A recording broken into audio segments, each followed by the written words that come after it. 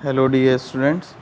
जैसा कि मैंने आपसे कहा था कि बहुत जल्दी मैं आपके लिए जितने भी प्रीवियस ईयर में 2016 में जब एग्ज़ाम हुआ था आरआरबी एनटीपीसी और ग्रुप डी, इसके सारी शिफ्ट के पेपर लेके आऊँगा। ठीक है, ये आपको नियर जो फ्यूचर में होने वाला है एग्ज़ाम दोबारा से आरआरबी एनटीपीसी और ग्रुप डी का, उसमें बहुत ही काम आएंगे। ठीक है, तो इन क्वेश्चंस को आप अच्छे से याद कर लें। मैं आपको लगभग 900 हज़ार क्वेश्चन के आसपास लेके आऊँगा टेस्ट सीरीज़ के माध्यम से। तो इस टेस्ट सीरीज़ को आप ज़्यादा से ज़्यादा करो और इसके क्वेश्चन जितने याद कर सको उतना बेटर है, क्योंकि रिपीट बहुत ज़्यादा होते हैं। आप यकीन मानिए 2015 का ये था एग्ज़ाम जो 2016 में हुआ था। खुद मैंने इसको क्वालिफाई किया था, 86 मार्क्स आए थे मेरे 100 में से। ठीक है, तो ट्रैफिक अप्रेंटिस मिला था मुझे। तो ये अगर आप चाहो तो आराम से याद कर सकते हो, रिपीट बहुत होते हैं क्वेश्चन। ठीक है, तो इसको स्टार्ट करते हैं। 50-50 क्वेश्चंस की मैं आपको टेस्ट सीरीज़ बनाता जाऊंगा। जितने भी 900 हज़ार क्वेश्चन रहेंगे उतनी लगभग टेस्ट सीरीज़ आपकी रहेंगी। ठीक है, तो स्टार्ट करते हैं। तो देखो, पहला जो क्वेश्चन है वो पूछा गया था, करंट अफेयर्स के बहुत ज़्यादा सवाल आए थे, याद रखिएगा। और शिफ्ट्स में मिले हुए सवाल भी आए हैं। एक शिफ्ट में पूछा है तो उसके नेक्स्ट शिफ्ट में उसी से रिलेटेड दूसरी तरीके से पूछ लिया है।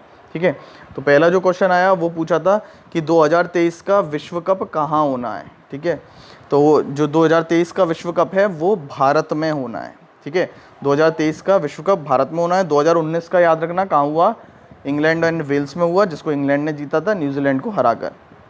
दूसरा क्वेश्चन पूछा गया था, इसरो का मुख्यालय कहाँ पर है। तो इसरो का मुख्यालय कहाँ पर है, बेंगलुरु में। ठीक है, डीआरडीओ का मुख्यालय कहाँ पर है, डीआरडीओ का मुख्यालय नई दिल्ली में।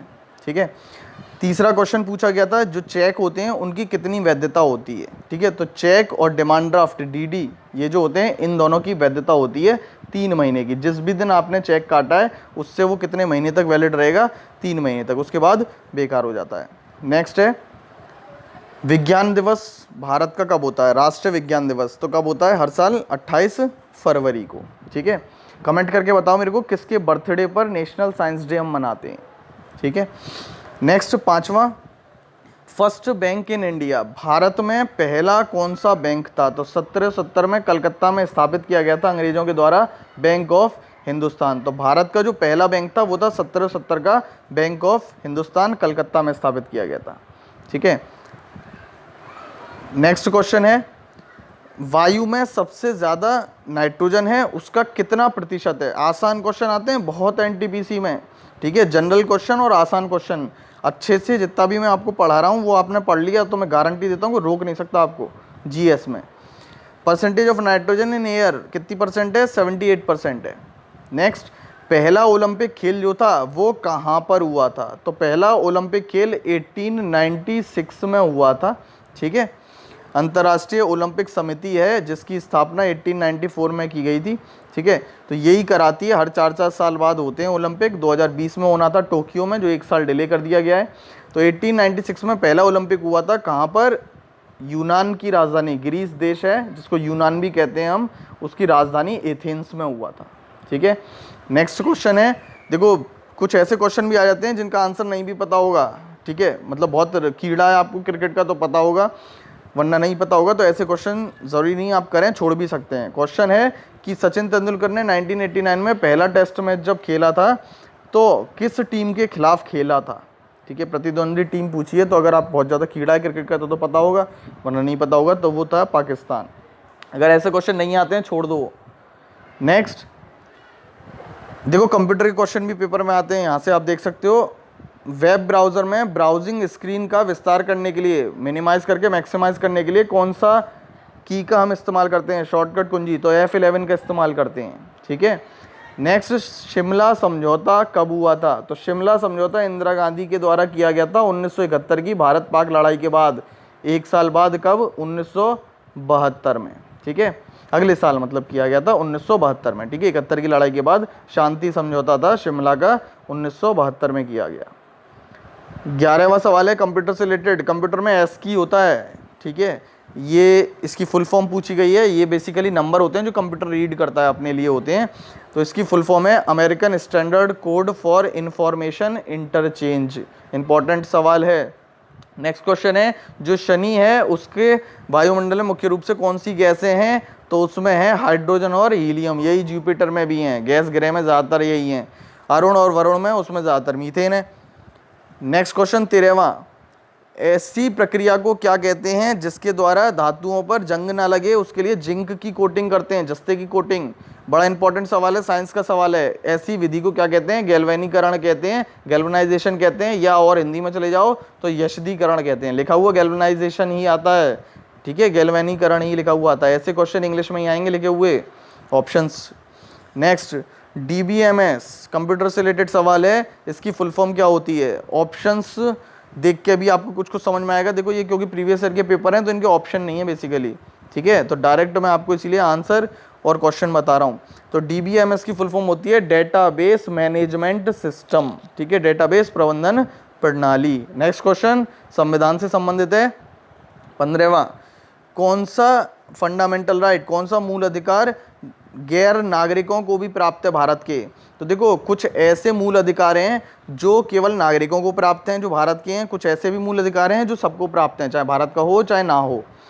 तो याद रखो आर्टिकल 14, 20 से लेके 28, यानी 14, 20, 21, 22, 23, 24, 25, 26, 27 और 28, ये सारे आर्टिकल सभी को प्राप्त हैं, चाहे वो भारतीय हो चाहे गैर भारतीय हो, ठीक है। तो क्वेश्चन आए ऐसे कौन से मूल अधिकार हैं जो प्राप्त नहीं है गैर नागरिकों को, तो वो हो जाएगा 15, 16, 17, 18, 19 और फिर 29, 30, ये सब हैं, ठीक है। तो यहाँ पर जो ऑप्शंस था उसके हिसाब से जो आंसर था वो था article 21, right to life and personal liberty, जीवन और व्यक्तिगत स्वतंत्रता का अधिकार, ठीक है, प्राण और दैहिक स्वतंत्रता, आर्टिकल 21 ये सबको प्राप्त है, ठीक है, ये ऑप्शन के हिसाब से था। अब हो सकता है ऑप्शन याद रखना, इस बार 21 पूछा था पिछली बार, इस बार 20 पूछ ले, 22 पूछ ले, कुछ भी पूछ सकता है। नेक्स्ट 16वां क्वेश्चन है, जो द्वितीय गोलमेज सम्मेलन था वो किस साल हुआ था? तो कुल मिलाकर 3 गोलमेज सम्मेलन हुए हैं एक एक साल में, पहला 1930, दूसरा 1931, तीसरा 1932, ठीक है, लंदन में हुए हैं भारत के लिए कि किस तरीके से आगे इनके लिए कानून बनाए जाए, स्वतंत्रता किस प्रकार दी जाए। तो दूसरा गोलमेज सम्मेलन हुआ था 1931 में, ठीक है। नेक्स्ट सवाल है, ये करंट अफेयर का सवाल है 2015 का, तो इसको छोड़ दो, इंपॉर्टेंट नहीं है क्योंकि करंट का है। नेक्स्ट है, हमारे संविधान में कितने मौलिक कर्तव्य हैं? तो कितने हैं? 11 हैं, पहले 10 थे। 42वें संविधान संशोधन के तहत स्वर्ण सिंह समिति की सिफारिश पर मूल कर्तव्यों को संविधान में जोड़ा गया, तब 10 थे। 86वें संविधान संशोधन के द्वारा 86 कॉन्स्टिट्यूशनल अमेंडमेंट के द्वारा 11वां कर्तव्य और जोड़ा गया, तो वर्तमान में है 11। नेक्स्ट सवाल है, आपने देखा होगा कई लोगों के मुंह पर या चेहरे पर या शरीर पर सफ़ेद दाग हो जाते हैं, इस बीमारी को कहते हैं ल्यूकोडर्मा। तो इसका ट्रीटमेंट किसके द्वारा होता है? तो इसके ट्रीटमेंट में हम प्रयोग करते हैं अल्ट्रावायलेट बीटा थेरेपी का, ठीक है, यूवी बीटा थेरेपी का प्रयोग करते हैं। नेक्स्ट सवाल है, ये भी करंट का है, यूनेस्को के द्वारा एक पुरस्कार दिया जाता है कन्फ्यूशियस पुरस्कार, किसके क्षेत्र में? तो ये दिया जाता है लिटरेसी के क्षेत्र में, ठीक है।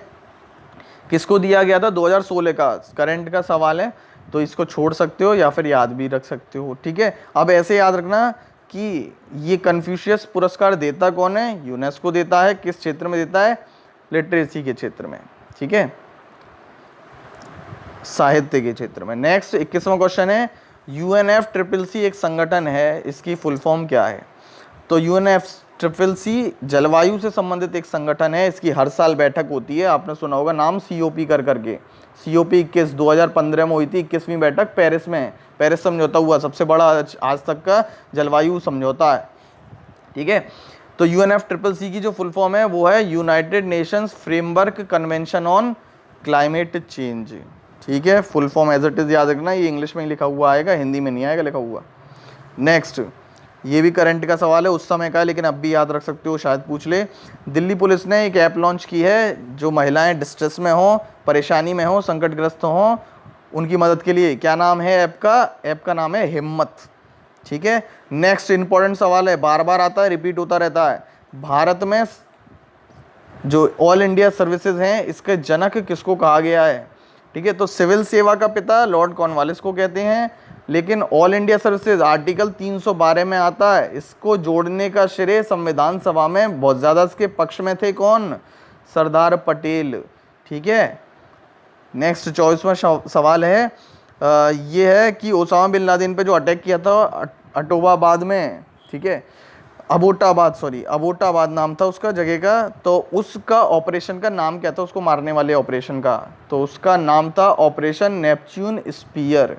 ठीक है, क्या नाम था? Operation Neptune spear.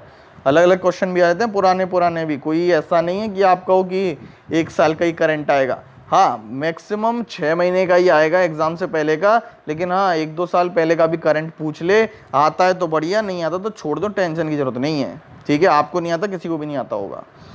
नेक्स्ट सवाल है, भारत में होम रूल आंदोलन की शुरुआत किसने की थी? तो देखो बड़ा ही ये कन्फ्यूजन वाला सवाल है। कैसे कन्फ्यूजन? देखो 2 होम रूल आंदोलन हुए हैं भारत में, एक हुआ है होम रूल मूवमेंट और एक हुआ है इंडियन होम रूल मूवमेंट, यानी भारतीय होम रूल आंदोलन और होम रूल आंदोलन। तो पहले 1916 में बाल गंगाधर तिलक ने शुरू किया था, ठीक है, महाराष्ट्र में, पुणे में। उसका नाम था India home rule movement, India home rule आंदोलन। लेकिन यहाँ पर केवल लिख रहा है होम रूल आंदोलन। तो जो मेन प्रचार जो किया है, जो ज़्यादा फेमस रहा है, वो रहा है एनी बेसेंट वाला। तो इसमें आंसर होगा एनी बेसेंट। ठीक है, इंडियन होम रूल मूवमेंट पूछ ले, भारतीय होम रूल आंदोलन पूछे तो बाल गंगाधर तिलक। ठीक है, आगे बढ़ते हैं। चेनाब और झेलम किस नदी की सहायक नदियां हैं? तो ये है सिंधु की। बड़ा आसान सवाल है। नेक्स्ट, ये करंट का सवाल था तो इसको छोड़ दो। ठीक है, नेक्स्ट है, ये भी करंट का ही था उस समय का, लेकिन याद रखना चाहो रख सकते हो। ठीक है, जो महिला आयोग है, राष्ट्रीय महिला आयोग, उसमें इकलौते पुरुष कौन है? तो वो हैं आलोक रावत। ठीक है, लेकिन करंट का था, इसको छोड़ दो। नेक्स्ट है, इंपॉर्टेंट सवाल है केमिस्ट्री का। ऐसा कौन सा व्यक्ति था जिसने ये कंसेप्ट दिया कि जो अपने परमाणु संख्या की संपत्ति के रूप में दोहराए जाने वाले तत्वों के गुणों की अवधारणा के साथ आते हैं, ठीक है, उन्हें आवर्त सारणी में एक स्थान पर रखा जाता है, यानी सेम प्रॉपर्टीज रिपीट होने लगती हैं। जिसके वैलेंस शेल में आउटर में एक आ रहा होगा, उसकी प्रॉपर्टीज बेसिकली रिपीट होने लगेंगी कुछ कुछ समय के बाद। ठीक है, जैसे सोडियम, पोटेशियम, लिथियम, ये सब एक ही में आ जाएंगे, है ना। तो वो सब किसने दिया था? तो थोड़ा सा मॉडर्न जो पीरियोडिक टेबल को बेहतर किसने बनाया था? सबसे पहले जो बढ़िया सी पीरियोडिक टेबल दी थी वो थी दिमित्री मेंडलीव ने। फेमस हैं ये तो, वैसे भी आपको नाम याद आ जाएगा अगर ऑप्शन देखोगे तो। नेक्स्ट क्वेश्चन बड़ा इंपॉर्टेंट। एक प्रक्रिया होती है हमारे शरीर में, जितना भी हमारे रक्त में गंदगी है, यूरिया वगैरह है, नाइट्रस कंपाउंड्स जो हैं, नाइट्रोजन युक्त जो यौगिक हैं, उनको निकालने की प्रक्रिया होती है जिसको कहते हैं डायलिसिस। ठीक है, डायलिसिस। तो ये काम कौन करता है हमारे शरीर में? ये डायलिसिस करती है किडनी। ठीक है, तो आपने देखा होगा किडनी खराब हो जाए तो फिर मानव को प्राकृतिक खत्म हो जाता है, आर्टिफिशियल एक चैम्बर के द्वारा डायलिसिस करानी पड़ती है, खून को प्यूरिफाई कराना पड़ता है। तो ये जो कंपाउंड्स होते हैं नाइट्रोजन युक्त, इनको कौन बाहर निकालने में शरीर से मदद करता है? किडनी करता है। ठीक है, कमेंट करके बताना। जो हमारा ये एक्सक्रीटरी सिस्टम है, उत्सर्जन तंत्र है, इसकी जो बेसिक यूनिट होती है उसको क्या कहते हैं? जैसे नर्वस सिस्टम की बेसिक यूनिट होती है, ऐसी एक हमारी उत्सर्जन सिस्टम की भी होती है, तो उसको क्या कहते हैं? कमेंट करके बताना। नेक्स्ट है रॉकेट लॉन्च पैड। भारत में ज़्यादातर जो रॉकेट हैं, सैटेलाइट हैं, वो कहाँ से लॉन्च किए जाते हैं? तो आंध्र प्रदेश में है श्रीहरिकोटा। बड़ा इंपॉर्टेंट सवाल है। नेक्स्ट सवाल ये करंट से रिलेटेड है। उस समय वो गाड़ी आई थी विक्रांत की, ठीक है, वो वी करके जो मोटरसाइकिल आई थी, तो उसी से रिलेटेड ये करंट का सवाल इन्होंने बना दिया कि INS विक्रांत को कब हमने यूज़ करना बंद कर दिया? 1996 में कर दिया था। ठीक है, नेक्स्ट सवाल बड़ा इंपॉर्टेंट। जो मिट्टी होती है, मृदा के अध्ययन को क्या कहते हैं? तो पेडोलॉजी कहते हैं। बड़ा इंपॉर्टेंट सवाल है। और चट्टान के अध्ययन को क्या कहते हैं? चट्टान के अध्ययन को कहते हैं पेट्रोलॉजी। याद ऐसे रखो, पेट्रोल कहाँ से मिलता है? चट्टानों से ही मिलता है, चट्टानों के बीच में दबा हुआ होता है। ठीक है, पेट्रोलॉजी कहते हैं। नेक्स्ट 34वां सवाल है, भारत की पहले ही सैटेलाइट थी आर्यभट्ट, किस साल लॉन्च की गई थी? तो ये की गई थी 1975 में। भारत ने लॉन्च नहीं की थी, ये रूस की मदद से, बैकनूर एक उनका जैसे अंतरिक्ष यान केंद्र होता है वो है, वहाँ से लॉन्च की गई थी कजाकिस्तान से। नेक्स्ट, अभी भी ये बने हुए हैं, वैसे ये करंट का सवाल था उस समय का, लेकिन अभी भी यही है। जो भारत का मानवाधिकार आयोग है, इसके अध्यक्ष कौन है? तो इसका जो अध्यक्ष होता है वो रिटायर्ड चीफ जस्टिस होना चाहिए, ठीक है, सुप्रीम कोर्ट का। तो अभी भी वर्तमान में यही बने हुए हैं, HL दत्तू, ठीक है, ये सुप्रीम कोर्ट के न्यायाधीश रह चुके हैं, मुख्य न्यायाधीश। नेक्स्ट, खेलों से संबंधित क्वेश्चन आते हैं। स्नूकर जो होता है, ठीक है, बिलियर्ड्स की तरह होता है, पूल जो होता है उसी की तरह होता है स्नूकर, उसमें कितनी गेंद होती हैं, ये पूछा है। तो इसका आंसर है 22, ठीक है। एक सवाल यहाँ पर मैं आपके लिए छोड़ दे रहा हूँ, स्नूकर और बिलियर्ड्स का एक बड़ा फेमस खिलाड़ी है, भारतीय है, जब भी कोई चैंपियनशिप होती है ना, वही जीतता जा रहा है, रिकॉर्ड बनाया जा रहा है, लगभग हर जीत जाता है। उसका नाम आपको कमेंट करके बताना है। नेक्स्ट 37वां सवाल है कि दिल्ली को भारत की राजधानी कब बनाया गया था? तो दिल्ली को भारत की राजधानी की घोषणा कर दी थी 1911 में, बना दिया गया था। कलकत्ता से दिल्ली शिफ्ट करने की घोषणा की गई थी जॉर्ज पंचम के द्वारा, दिल्ली दरबार की घटना हुई थी, ठीक है। नेक्स्ट सवाल, ये करंट का है। उस समय एक पाकिस्तानी क्रिकेट एम्पायर था, उस पर 5 साल का प्रतिबंध लगा था, कौन सा था? असद रऊफ था, ठीक है, उस समय का ही सवाल है, ये इंपॉर्टेंट सवाल है हिस्ट्री का। पहला पालतू पशु कौन सा था? कुत्ता था, ठीक है, पहला पालतू पशु कौन सा था? कुत्ता था। नेक्स्ट सवाल है, NSA की फुल फॉर्म पूछी है। तो देखो NSA की कई सारी फुल फॉर्म हो सकती हैं, ऑप्शन पे डिपेंड करेगा। यहाँ पर जो ऑप्शन थे उसके हिसाब से ये आंसर है। NSA अगर भारत के संबंध में पूछे तो NSA की फुल फॉर्म है नेशनल सिक्योरिटी एक्ट, राष्ट्रीय सुरक्षा कानून, रासुका जिसको शॉर्ट में कहते हैं, ठीक है। भारत के खिलाफ कोई षड्यंत्र करता है तो रासुका लग जाता है, ठीक है। लेकिन यहाँ पर NSA अमेरिका के कंटेक्स्ट में पूछा था, जिसकी फुल फॉर्म है नेशनल सिक्योरिटी एजेंसी, ठीक है, अमेरिका की एक सिक्योरिटी एजेंसी है। भारत में एक और NSA की फुल फॉर्म हो सकती है, बाई चांस ऑप्शन में नेशनल सिक्योरिटी एक्ट ना हो तो नेशनल सिक्योरिटी एडवाइज़र, ठीक है। तो NSA की फुल फॉर्म ये याद रखना। आगे चलते हैं, 41वां क्वेश्चन है, पहली महिला न्यायाधीश उच्च न्यायालय की कौन थी? ठीक है, तो पहली महिला न्यायाधीश जो बनी है उच्च न्यायालय की, वो बनी थी अन्ना चांडी, ठीक है। अब दिमाग में आपके आ रहा होगा लीला सेठ का भी एक नाम सुना होगा आपने, ये कौन थी फिर भाई? तो याद रखो, लीला सेठ पहली महिला हाईकोर्ट की बनने वाली मुख्य न्यायाधीश थी, न्यायाधीश नहीं, मुख्य न्यायाधीश। लीला सेठ हिमाचल प्रदेश हाईकोर्ट की बनी थी ये मुख्य न्यायाधीश पहली, ठीक है। और केवल न्यायाधीश पूछे हाईकोर्ट की तो वो बनी थी अन्ना चांडी। नेक्स्ट है, जो गुब्बारे होते हैं उड़ने वाले, उनमें कौन सी गैस भरी जाती है? हीलियम भरी जाती है, ठीक है। जो बैलून होते हैं उनमें कौन सी गैस भरते हैं? हीलियम भरते हैं। नेक्स्ट सवाल, जब इंदिरा गांधी के इमरजेंसी लगी हुई थी, आपात लगा हुआ था, तो उन्होंने कौन सा संशोधन किया था? तो आपात चलाया 1975 से 1977। तो 1976 में इन्होंने एक संशोधन किया था, बहुत सारे परिवर्तन किए थे, जिसको हम मिनी कॉन्स्टिट्यूशन कहते हैं, मिनी संविधान कहते हैं। कौन सा था? 42वां संशोधन 1976 में, ठीक है। 44वां क्वेश्चन, अभी भी इनका रिकॉर्ड कायम है, उस समय का करंट का सवाल था। सबसे तेज टेस्ट 100 बनाने का रिकॉर्ड किस प्लेयर के नाम है? तो 54 बॉलों में मात्र ब्रेंडन मैकुलम ने सबसे तेज शतक लगा रखा है टेस्ट मैचों में, ठीक है। इन्होंने रिकॉर्ड तोड़ा था मिसबाउल हक का, उन्होंने 56 गेंदों पे 100 रन मारे थे, ठीक है। सबसे तेज दोहरा शतक, सबसे तेज 13 शतक मारने का रिकॉर्ड किसके नाम है?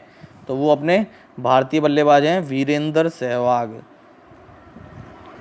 आगे बढ़ते हैं, 45वां क्वेश्चन है कि ये भी करंट से रिलेटेड है, लेकिन आज भी पूछा जा सकता है। सिंपल सा इन्होंने घुमा के पूछा है, प्रेसिडेंट रूल किस आर्टिकल में ये पूछना चाहते हैं, राष्ट्रपति शासन किस आर्टिकल में ये पूछना चाहते हैं, लेकिन घुमा के पूछा है। उस समय अरुणाचल प्रदेश में लगाया गया था, किस आर्टिकल के तहत लगाया गया था ये पूछा है। तो 356 के तहत आता है, राष्ट्रपति के द्वारा राष्ट्रपति शासन की घोषणा, ठीक है। इनको इन्फॉर्म करता है राष्ट्रपति को इसके बारे में राज्यपाल।